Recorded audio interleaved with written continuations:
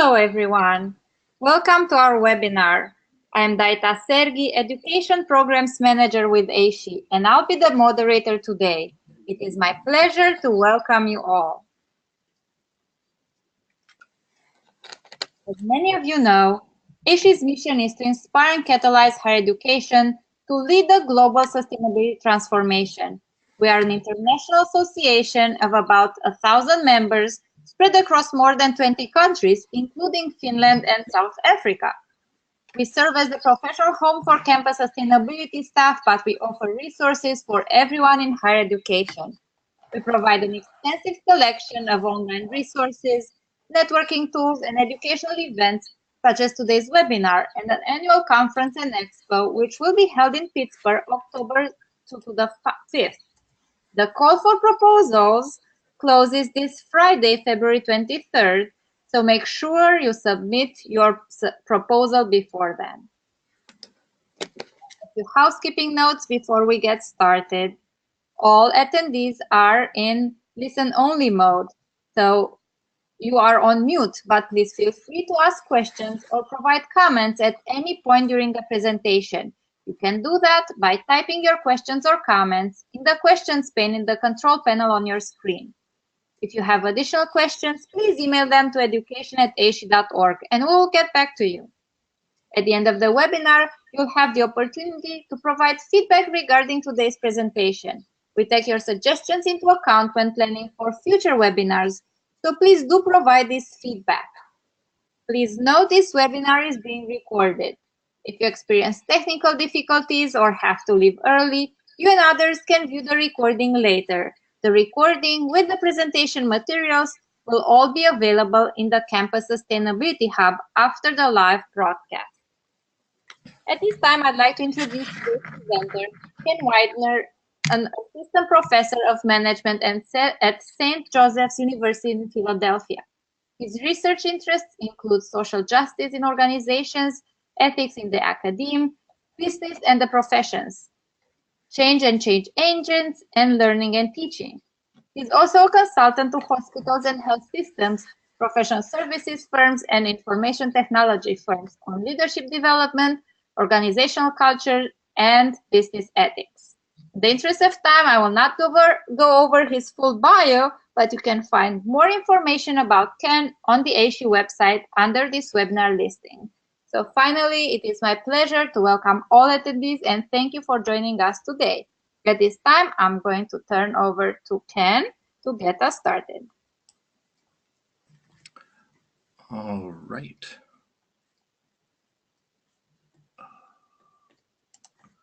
Hello, everybody. I hope this is working as planned. I'm delighted to be conducting or facilitating, I should say, my first ASHI webinar. So thank you to Daita and the entire organization for everything that's gone into today's effort.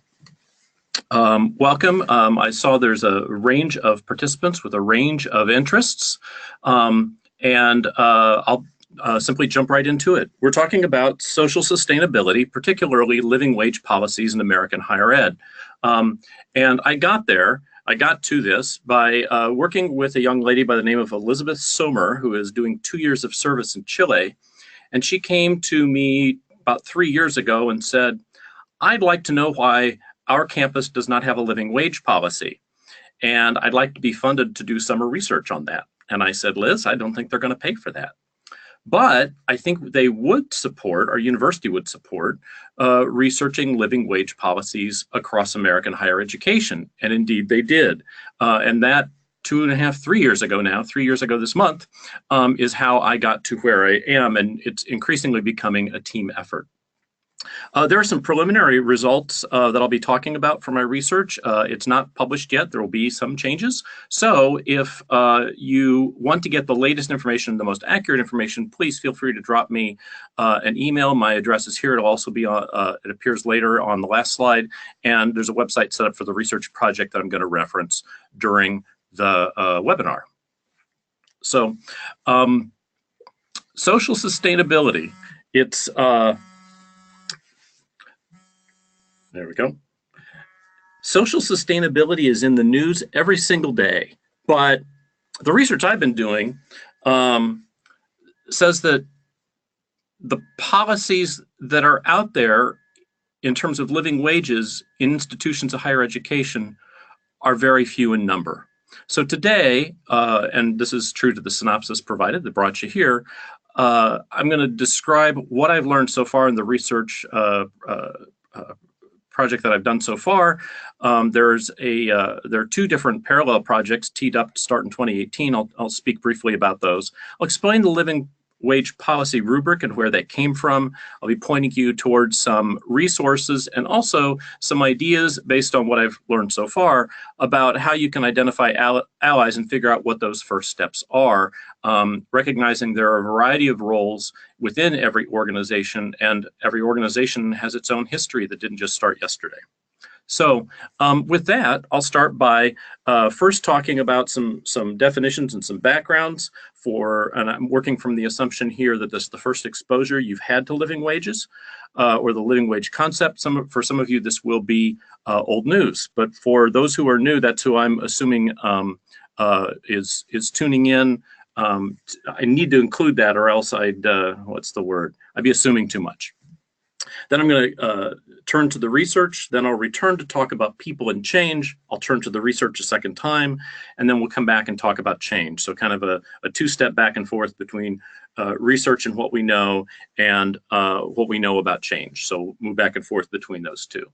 So a living wage is nothing more and nothing less than figuring out what it takes for people to meet their basic living needs, to pay the rent, to educate their children, to eat, to have insurance and health care, and to be able to save for one's retirement. So since the world is a greatly varied place in terms of markets, the living wage is defined typically in terms of a market-based wage. What does it take to live in a certain area? And then it's also geographically specific, and I'll show you how to get the information about that where you live in just a couple moments. But a living wage is just one part of this broader notion of just employment. If I'm making $25, if I'm making $50 an hour, that sounds like a terrific wage. But if I only get to work 5 or 10 hours per week, I really can't, I can't make a living on that. So the wage component of it, the hourly wage, is not the sole thing we're going after here. What this is really about is about just employment. So a lot of folks ask, well, what's the difference between a living wage and a minimum wage? And the minimum wage is lower in almost every case than the living wage. And in the next couple minutes, I'll explain why that is. The minimum wage, the economists would refer to it as a wage floor. It's the lowest allowable wage that you can legally pay an employee. So we'll talk about the minimum wage in the United States in the context of today's webinar, but this applies to any country where there's a minimum wage law in place. There are concerns when you start talking about a living wage. Some folks are concerned that this will reduce employment. By and large, the literature I have seen from economics and from my colleagues who are labor economists say that that actually hasn't been the case, and the number of jobs lost when wages have been increased, minimum wages have been increased, have been relatively small relative to the increased ability of people to support themselves. Another concern is that this will represent a business risk and make an organization uncompetitive. It won't be able to compete if it's overpaying its employees. And a third concern that gets expressed, and this comes from our friends in compensation and human resources, is that there will be some wage compression that happens if we lift some people's wages that we're making less, say $8, $9, $10 an hour, and we bring them up to a level where people were making several dollars more than they were. Now we've got a lot of people kind of grouped together, and what was a better than minimum wage suddenly isn't as great. So the compensation folks are concerned about wage compression, and my impression is that those issues are workable and incremental, and the numbers that we're talking about in most higher education institutions, as you'll see, are not that substantial or material, as my friends in accounting would say. The rationales for a living wage are interesting. Montgomery County, Maryland, Prince George's County, Maryland, and District of Columbia simultaneously increased their minimum wages. And one of the reasons they did that together is because when the first of those three units, I forget which one was first, came forward, businesses said, well, we're going to move out of the county if you do that. And the counties banded together and said, well, you're going to have to move pretty far away. The rationale they brought forward was that if an employer, say a Walmart, is not paying a living wage, then that places a burden upon the social services in that community. And that means that taxes or taxpayers are really subsidizing large companies that are paying people a wage that might meet the legal minimum, but is below what it takes to live in Prince George's, Montgomery County, and District of Columbia. The second argument or rationale is that a living wage affirms the dignity of each person. Janet Napolitano, who leads the University of California, very early on in her tenure said this is the right thing to do. It's difficult to defend why you have a pay scheme that doesn't allow people to afford to live. It's pretty difficult to defend that in terms of morality, but it's also difficult to defend that in the case of higher education in terms of what we charge for tuition. I would have a difficult time explaining to someone why college costs $40,000, $50,000, $60,000 a year all in, yet we have employees who don't make enough to make ends meet. So that doesn't make sense. Where is the money going is what folks are asking and what students and parents are asking. The other thing is in many of our communities, a college or a university is a very significant employer. And the economic health of the community is impacted by what kind of employer the college or university is. So a living wage contributes to the vitality of a community because more people can take part in it. But first I need to divert because I'm talking both about living wage and minimum wage, and I need to talk about minimum wage for just a moment. Minimum wage are set by laws, and they come from really three places. There's the federal minimum wage in the United States. Some states have implemented a minimum wage that is higher than the federal minimum wage. And some counties and municipalities, a growing number of them, have come up with their own minimum wage laws.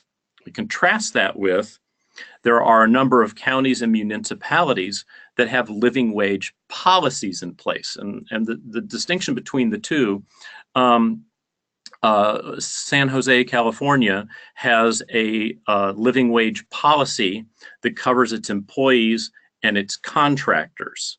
But it might not have a living wage ordinance that requires all employers within their jurisdiction to pay a living wage. Okay, so we have a distinction between what's legally required at some level of governance versus a living wage policy that's organization driven. So with that, the federal law has not changed the federal minimum wage from $7.25 an hour since the middle of 2009. I don't know about you. My income is not the same income it was in 2009. I'm fond of saying that I served 9.5 years of a 12 to 20 year sentence in the Burger King organization. I know minimum wage employment fairly. I'm very familiar with it. The minimum wage has not kept pace, and there are a number of studies that have been done about the inadequacy of the real purchasing power of employees paid a minimum wage, which reached its high point decades ago. At the state, county, municipal level, there's been a lot of movement. 29 states in the district now have a higher minimum wage than the federal wage. One number I saw was 200 municipalities. The most credible source I could find claimed at least 150. 18 of those states have indexed their minimum wage for inflation. So that means the real purchasing power of the minimum wage in those states and DC won't be eroded by inflation. And as of January 1st, 18 states increased their minimum wage. I'm going to show you that in just a second. That's a pretty big deal, but it also matters what state you're in and how much that affected your take-home pay. So this is what happened when the clock struck 12 at the beginning of this year. If you were in, where'd it go? If you were in Maine, you saw a pretty big jump from $9 to $10 in the state minimum wage. It went up 11+%. If you are working in Alabama and were making the minimum wage, it went up a very negligible amount, and everything else in between that you can see here. So the states are responding to their local constituents, and they're saying, this is what we believe the minimum wage ought to be. Ohio is an interesting case. In Ohio, the state legislature established a modest increase in their state minimum wage as of January 1st, but they also passed laws this last session that forbade any of the counties or municipalities from setting a minimum wage higher than the state minimum wage. And if that sounds like North Carolina on a separate issue a while back, you're absolutely right. But some states have gone so far as to prevent municipalities from going up higher. At the other end of the scale, you have Oregon, which has not only a state minimum wage that is higher, they have 3 tiers. Oregon has the most urban area or most concentrated expensive area of Portland has the highest wage. The second tier is a suburban area, and the rural part of the state has a third or lower minimum wage, I believe based on residence. So this is a pretty interesting map, and the thing is, if you think of states as being red or blue, both red and blue states are saying the federal minimum wage looks inadequate, and we should insist that by law, insist that employers pay their employees more than that federal minimum wage. So let me back out for a moment and switch over to research now and talk about a couple contexts that have been very helpful to me in coming up to something that I had not studied that closely until the last 3 years. A number of you indicated an interest in knowing, well, how would I know what a living wage was? Amy Glassmeyer, formerly at Penn State, now at MIT, has created the living wage calculator, livingwage.mit.edu, and you can punch in city, zip code, and it will pull up, and I'll show you in just a moment one of them specifically. You can pull up what does it cost to live wherever I am for the entire country. So they've tied together GIS with cost data and broken it down at the zip code level. It's pretty powerful. So that's one context. So that's how I would get at figuring out what the number might be, or the numbers might be, and I'll show you what I mean by numbers in just a moment. A second thread or a second context comes from Georgetown University, which has the model just employment policy. Georgetown's probably done the best job of any institution in the country in terms of having a living wage policy in place.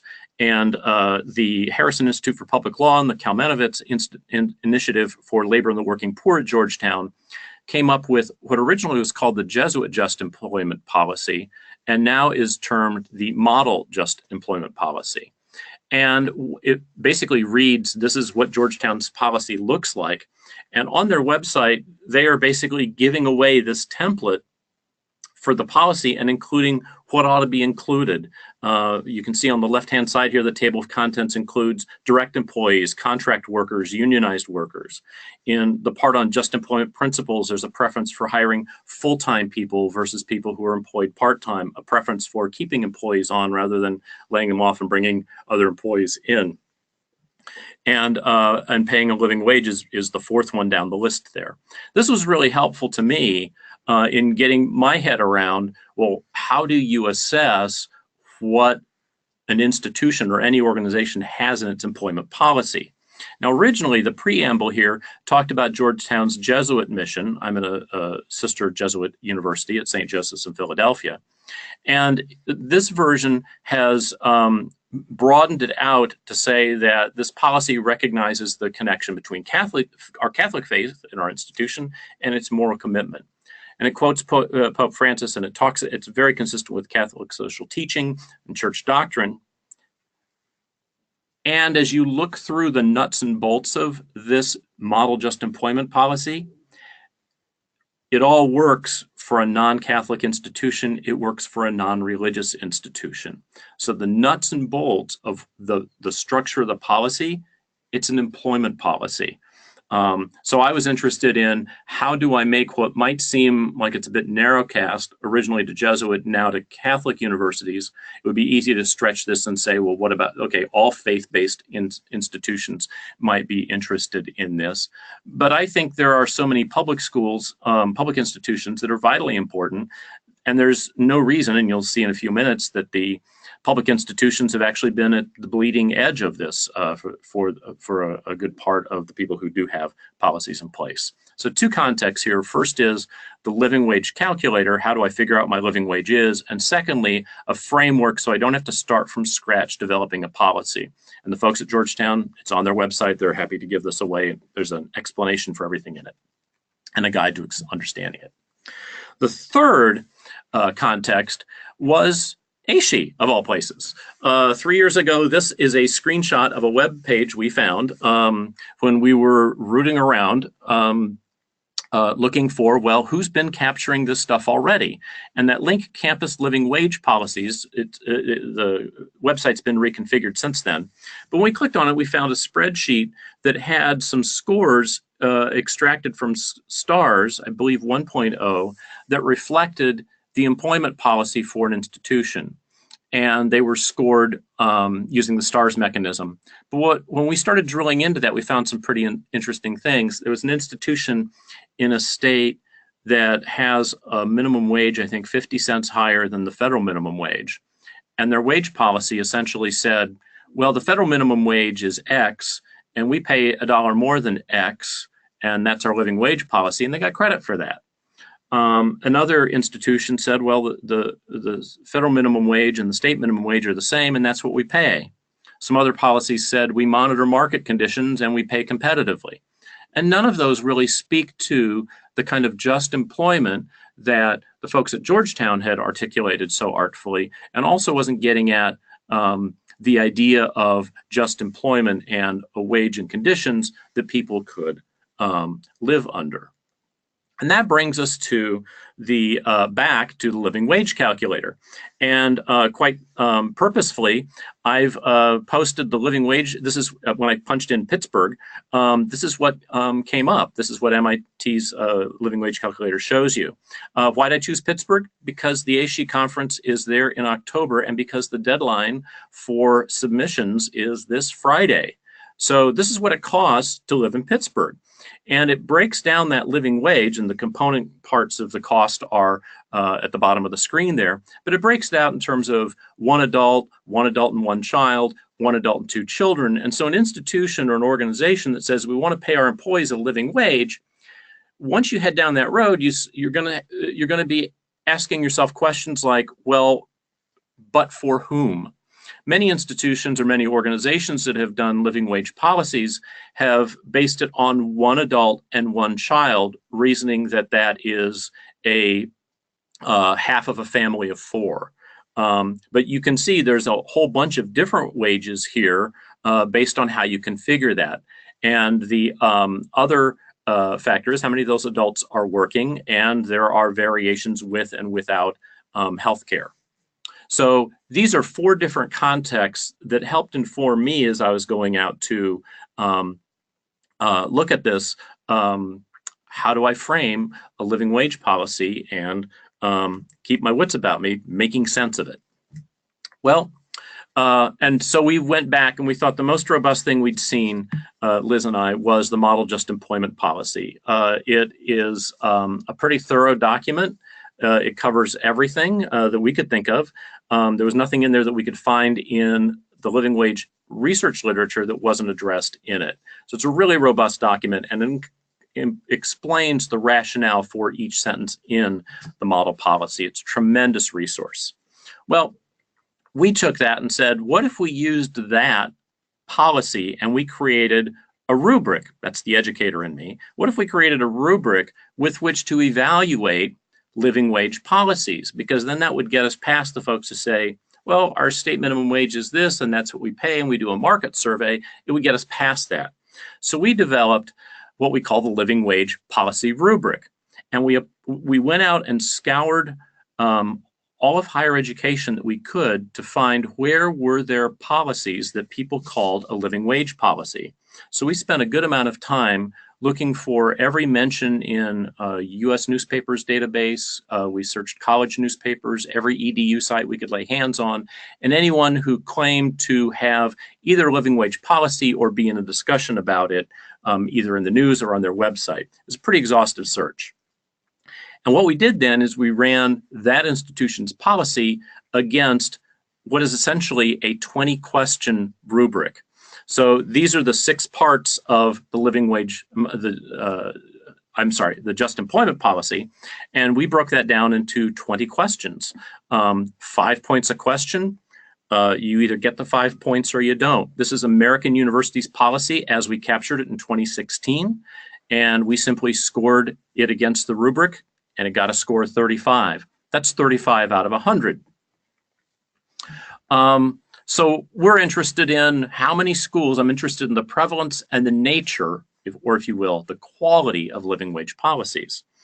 So we did this in 2016. Liz and I did it on my own 2017, and we took a look at we had to get some boundaries on it to keep it manageable. We limited the study to the 3,000 plus four-year colleges and universities in the United States that are private, nonprofit, or public.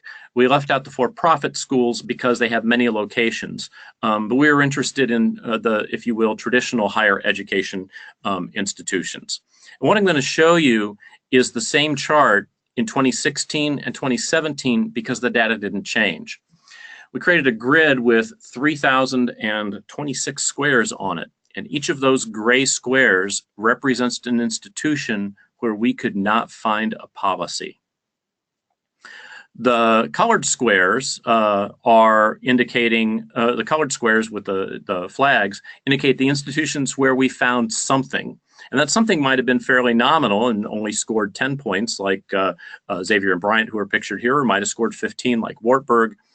Georgetown's policy scored 100 on its policy, for its policy. Stanford was right up there, the University of California system, Loyola Marymount, and so on. But the scores for these few schools, which is 23 institutions, 32 schools, California did it as a system. The score is the vertical axis, and all those other institutions, the score would be 0 because there's no policy we could find to score. So there's a lot that might be out there. One of the things that I learned when talking with a colleague of mine who works in compensation was he said, yeah, you know, the thing is a lot of institutions might not have a living wage policy, but they might have living wage practices. Let me spend a moment with that and unpack that a little bit. If I'm a university president and I sign a living wage policy, one of the questions that's going to happen is I'm going to be asked, well, who does that apply to? And most typically, we think of the direct employees who work for the organization, for the institution.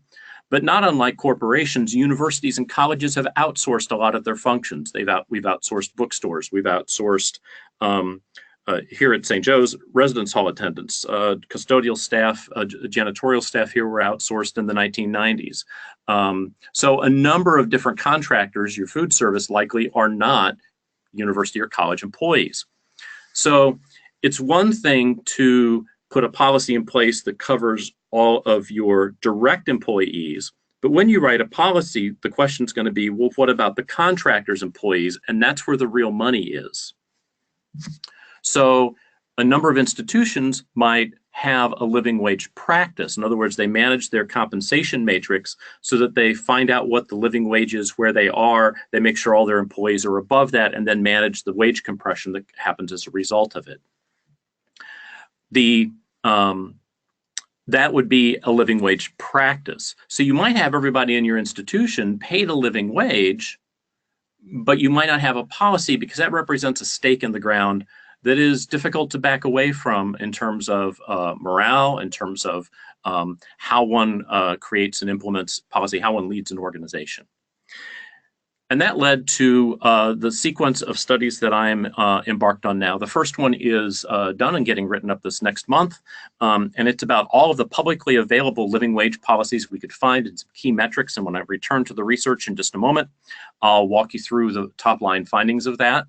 The data collection on living wage policies, we built a database of over 3,000 chief human resource officers at institutions across the US, 50 states plus DC, and we're going to be asking those chief human resource officers, we couldn't find your policy and we've gone as far as we can with what's publicly available. Do you have a living wage policy? Would you like to share it with us? This summer I have a student who, if he is funded, will be studying living wage practices. Here, what we'll be doing is saying, okay, if you don't have a living wage policy, but your practice is to pay all of your employees a living wage, we'd like to interview and learn more about that. That project will run late May through December. One of the things that would be very interesting, I believe, to practitioners based on what I've learned so far is, well, how did that policy get in place? Where did it start? Who did it? How did you get, was it the president who started it or the president who was on the receiving end? How did the board get there? What are the stories of getting these policies in place? And I think that's something where many of us are very interested in. I certainly am. And then finally, this is 2019, 2020, will be a comprehensive study. And that last study is the one in which the institutions will be identified. Up to that point, they won't be.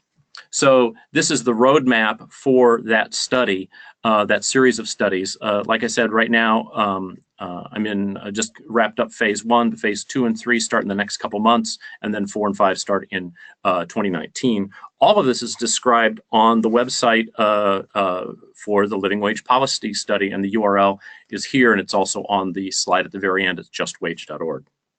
It's not a commercial enterprise, and there's no money coming in any way, shape, or form. It's supported out of pocket. Well, I want to pivot from research then. That's what I'm looking to dig up. But I'm an organization change person historically.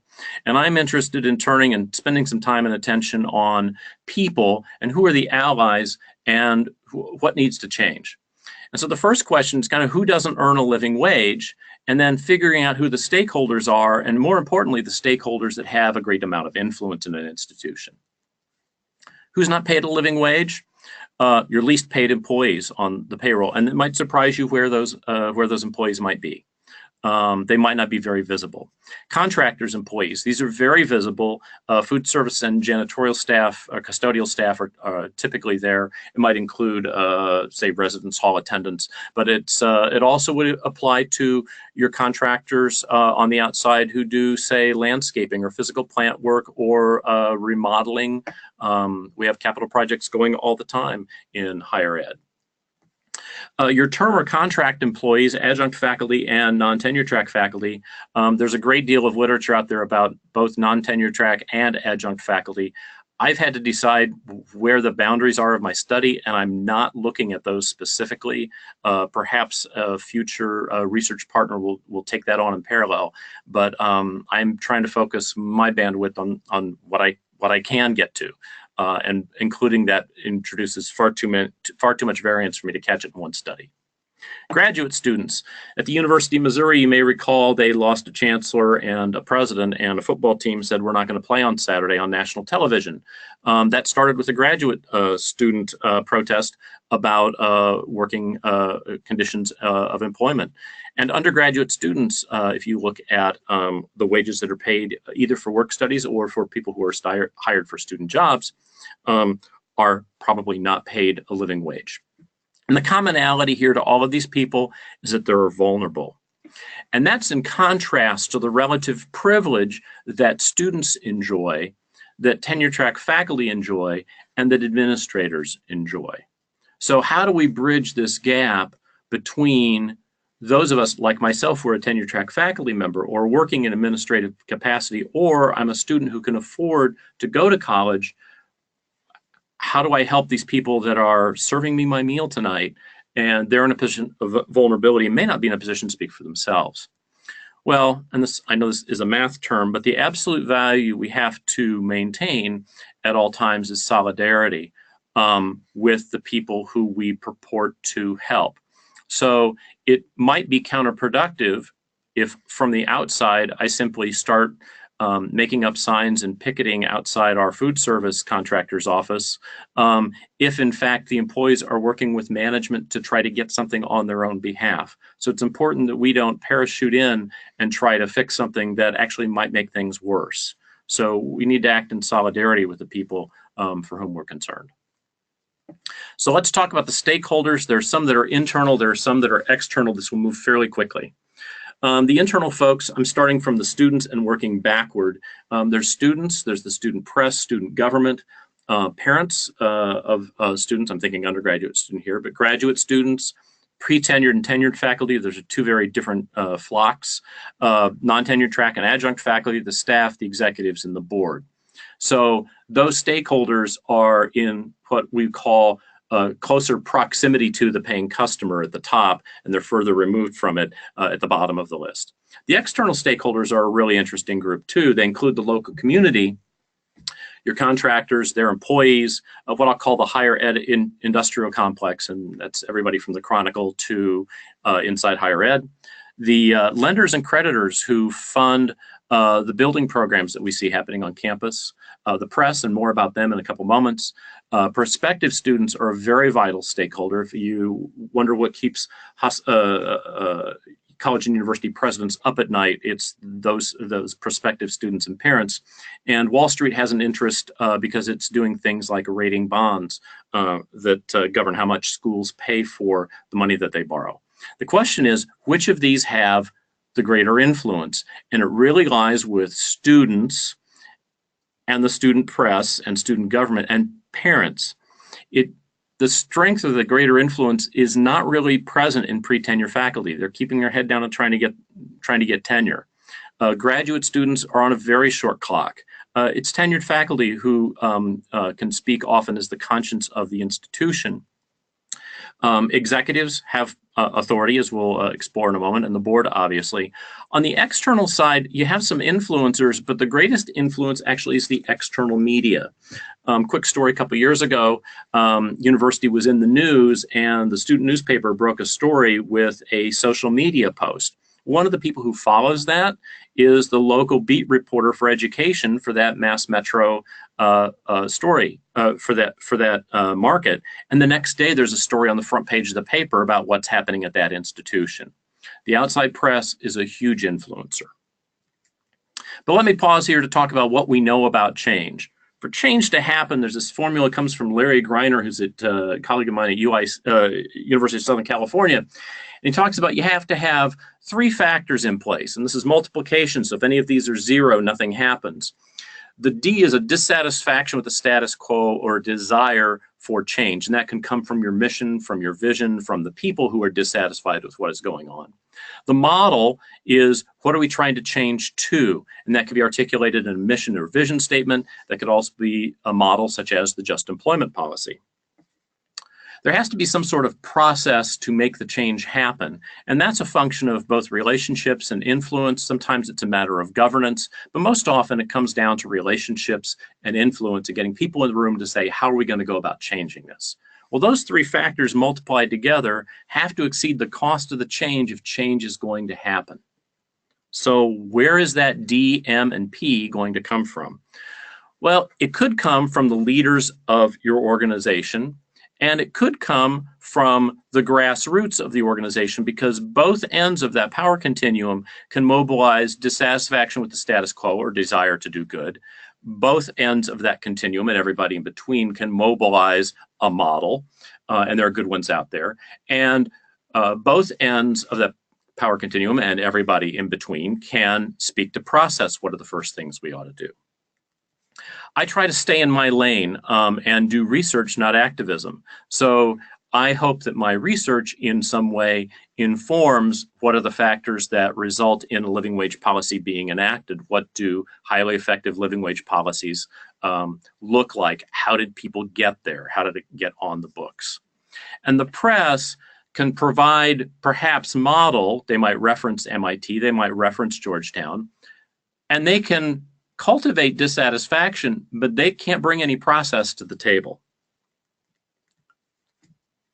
So let's turn our attention to what is unaffectionately sometimes referred to as the bottom line, but these are the costs of living wage policy. So I'm returning back to the world of practice now and saying, what are the costs? What is it going to cost to implement a living wage policy? Because those are the costs we have to overcome with DM&P. So I frame these as both objections and resistance. And the objections sound like, well, we ought to do this, but we have to maintain our operating margins, and we have to do that because we have to maintain our bond ratings, which affects the interest payment that we have to pay. And that'll impact our financial feasibility for the long term. Or we'll hear objections like, well, the president is new, or the president's been here 5, 6, 7 years, the board is in transition, it's not the right time. And outright resistance comes in the form of someone saying, well, we can't risk doing something controversial because we're very concerned about our reputation and brand risk in the press. I'm going to unpack each of these fairly quickly. The first is operating margins. For the schools that I flagged earlier, I went in and we pulled up on what year did they implement their living wage policy and compared their operating margins both before and after they implemented a living wage policy, both in terms of their high and low margins after the fact. So before, Georgetown was running an operating margin of -4%. After they implemented the policy, between 0 and 2. The public universities have absurd operating margins, but that's because there are differences in state funding that happen. But what you see basically is this doesn't make a big dent in the operating margins, and it looks like it's a wash or slightly positive. In Hollywood, they have something called Hollywood accounting, in which every movie, including Black Panther, loses money. So nothing ever makes a profit. So it's kind of a zeroing out. But my takeaway here is it looks like the people who have a living wage policy of some kind are not taking a hit in their operating margins. Some institutions worship at the altar of the bond market. And so we took a look at the bond ratings before living wage policy and after living wage policy and said, wow, if you're doing something really risky with your business, like paying people too much, it would probably turn up in your bond rating and people would say your interest rate's going up. And what we found was nobody's bond rating changed except American universities. Theirs actually went up one level. And we took a look for evidence of absolute cost. And what we found was a 2002 memo from American University that confirmed their living wage policy, which I might add was started, the students played an instrumental role in getting that in place. And this was going to cost a total of $600,000 to make Aramark whole because they had negotiated the contract not insisting upon a living wage to that point. American University has the 23rd highest tuition out of their 30 schools in their comparison group. They are about twice the size of my institution, about 14,000 students, I think that sounds right, with an operating budget of $600 million a year and a Moody's A2 rating before they put up the policy. This is not a huge endowment, money on the sidewalks institution. This is a regular university that made this work and has done it for 15 years. We also took a look at, and this is very limited data, so it's very preliminary, but how many presidents, when a living wage policy was implemented, were promoted from within, and how many of them were external hires, and how many years were they in place when the living wage policy was implemented. And what we found is there were a couple people who did it in the first year, but generally someone had, other than those two people, most of the other CEOs, it was not something they did right out of the gate. If you think about it as the university president, you have a board to maintain, you have relationships to manage. But the not the right time argument, after a 4 or 5 year window, it's either going to happen or not going to happen within that period of time. Protecting the brand. Public media follows our campuses. Social media can be used to organize people, but it's also a response. And we looked for negative press on college newspapers, student newspapers, and in public media for negative press about universities that either had put in place a higher minimum wage or a living wage, and we couldn't find one. We also took a look, lastly, at U.S. News and World Report. And what we found is the national universities on our list, so these are all in the same rankings set, before their living wage policy, that's where they were ranked. And after their living wage policy was implemented, that's where they were ranked. And the takeaway here is it doesn't really materially affect your U.S. News and World Report ranking. That ranking's really not changing as a result of a living wage policy. So I'm going to talk for the next couple minutes fairly quickly about power and relationships and what you can do about change, and then we'll have adequate time for questions after that. There's a theory in organization behavior about power and dependence, and what it says basically is that one person has power because another person has a dependence upon that person. So what power looks like is it looks like the people at the top have a lot of power to those of us who are at the bottom. And this is what it actually looks like, but that's actually authority. This is how power feels. At the top of the organization, you don't really feel you've got a lot of say in things. You're hoping to influence and turn the battleship, however, or aircraft carrier, whatever your metaphor is, however slowly, but it doesn't feel like you have direct control over what happens. A president of a university does not have a great amount of control over what the men's basketball team does in the March Madness, which actually will have a pretty big impact on how many people apply next year and selectivity and all of that stuff. So the question is really one of balance. I have to, if I'm within an institution that doesn't have a policy for living wages, respect the authority of others and be responsible in my use of influence. And think about that from the perspective of the president, who has to manage all kinds of risks, manage the rights of different students and employees, has responsibilities and is held to account for them, and is also concerned about how people on the outside perceive the university, because support for the institution and endowment donations are an important part of their role. So what does that mean? It means that influence and persuasion are going to be more effective than picket signs and pressure. This is not something you protest your way to. This is something that you work your way to. So assessing those stakeholders, not all of them are created equal, and some of them have more influence than others. The ones in white here, the categories in white, are the ones where my answer would be, it depends. It depends on the quality of the student paper, whether the student press can influence things. It depends upon the posture of the student government. Different staff members may be in a position where they have moral authority and credibility with university executives. Others might be very reluctant to step forward. But the folks where the power is going to come from to really drive the conversation will be students, first and foremost, supported by tenured faculty and those staff who can support them, and by university executives who understand the issue and are willing to reason through the data and say, well, what will this really cost us? And the money, again, is not in the employees, it's really in the contractor's employees. I have some bad news, and it is that time is not your friend. And what I mean by that is I think about who are the most powerful students on a campus, and it's not who you might expect. It's not the student government president.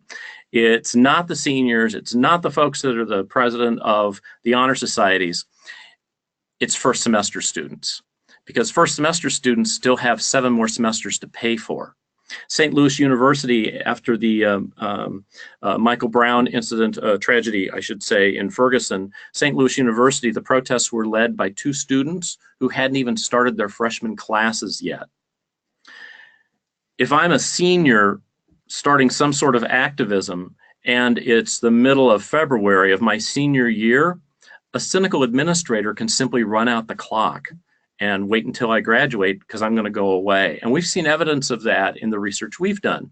When you see stories in student newspapers about there's a campaign, there's a campaign, there's a campaign, and then there's silence. It's like a mic drop. And the problem is people graduate. So your faculty and the staff who can help operate as an institutional memory and can be a reality check of what's going on in the institution.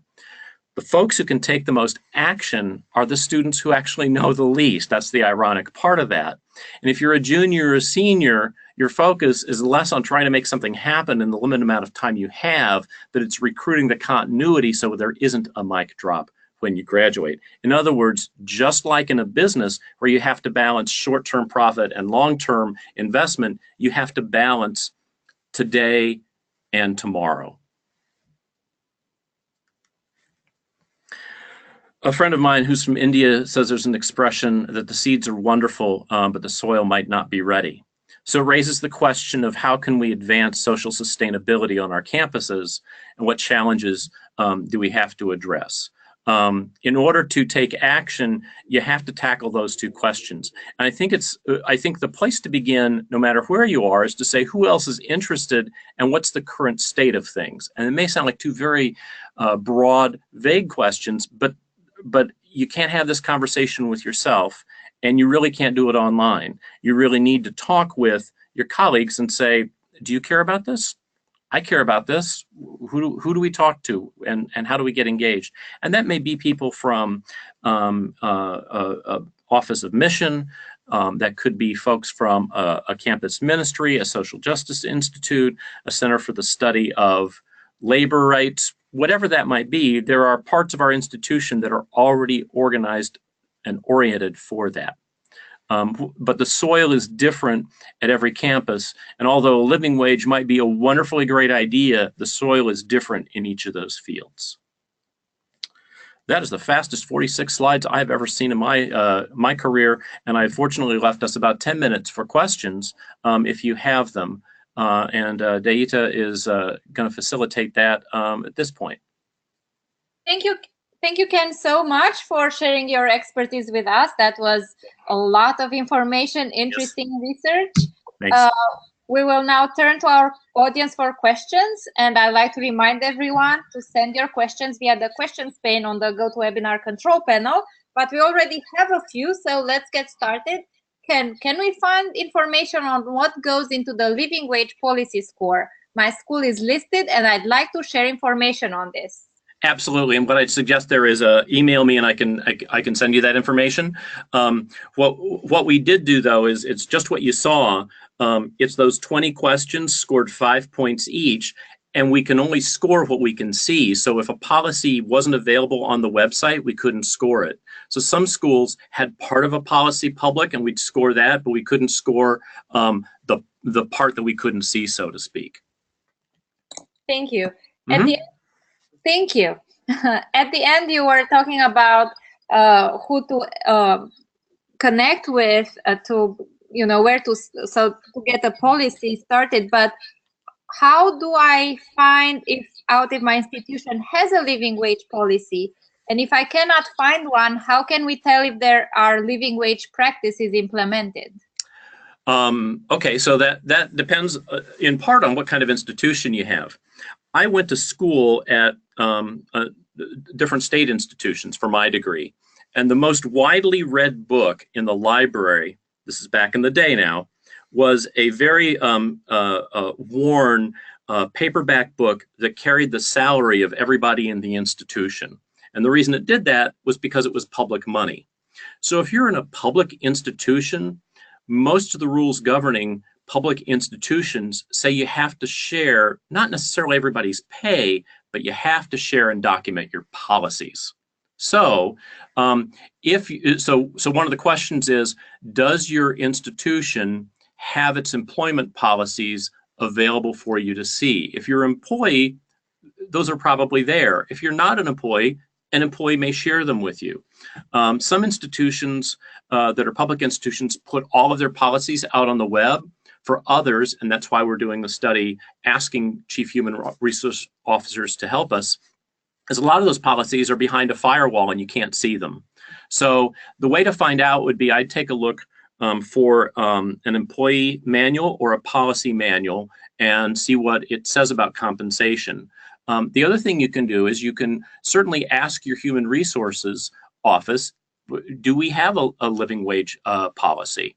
And if you find if you find that there isn't one, you will probably get a look of thoughtful concern from the compensation people, because I know you're asking about a really big important issue. And you may get people assuring you privately that, like somebody who works in your compensation area, for instance, might say, well, we actually looked at this a couple of years ago and we brought everybody up to a living wage here, but policy is a bridge too far for us. It would, I mean, you saw what it costed American 15 years ago. We're not prepared to go to that practice, from practice to policy yet. So you may get that kind of candor. You may not get that kind of candor if it's something that they're uncomfortable talking about. So it depends on the relationships you have to find out what is really going on. And sometimes the people who are paid the least are not exactly who you'd expect they were. On one campus, it was folks on a landscaping crew. On another, it was parking lot attendants.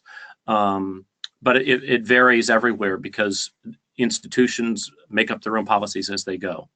But that's why I'm doing the research, is because there's so little publicly available. My intention is, over the next 2 years, is to find that data and make it available for everyone. I think if I have a daughter who's a high school senior, she's a prospective student, and as we were going to campuses, we didn't ask, when we went on visits this past year, we didn't ask, do you have a living wage policy here for all of your employees and contractors? But if we did ask that question, it would have been an uncomfortable moment in the open house information session. But I think students, millennial students, are very interested in the social responsibility of their employers. And before that, they're interested in the social responsibility of the institution from which they're going to get their college degree. And I think college students are in a unique position that other folks in other organizations are not. I'll say what I mean by that. If I'm not happy with something that Target does, Target Corporation, then I can pick at Target, or I can go shop at Walmart or do something else. But college students are interesting because they are, and I don't like, a lot of my colleagues are freaked out by the word customers, but they are the people that are paying for all of this. And so you can't just say, well, we're going to go get other customers. And that's why the first year students are the ones with the most power. They represent, if they leave, 7 semesters or 3 more years of revenue, and those people are here. Students don't realize the power they have. And it was students who were most active and led the initiative to make that happen at American, for instance. So that's a long-winded question or answer, but there were a couple questions packed into that. So I hope I got it for you. Thank you so much. I think we have time for one more question. So we're in a state that hasn't raised its minimum wage above the federal minimum wage. Will that make it harder to get support for a living wage policy at our institution? You know, maybe yes and maybe no. I'm going to sound like a consultant here. It depends. If you have a state in which wages are low because there's an oversupply of labor, you won't have that would dampen enthusiasm or energy for enacting a living wage policy. I think if you're in a state where the minimum wage has already been increased above the federal minimum wage, then I think there's already a conversation that's been started by publicly elected officials. And I think you're building on that and saying, you know, that law makes some sense, and it might not go far enough for our people. And you know, one of my colleagues at another institution works in the she does research in human resources, and she said one of the metrics you don't see is what percentage of an organization's employees are on some form of public assistance.